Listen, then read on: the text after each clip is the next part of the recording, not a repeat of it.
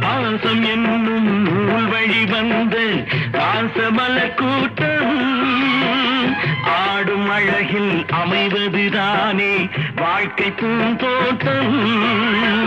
மூன்று தமிழும் ஓரிடம் நின்று பாட வேண்டும் காவிய சிந்து. மூன்று தமிழும் ஓரிடம் நின்று பாட வேண்டும் காவிய சிந்து. அந்த நாள் நினைவுகள் எந்த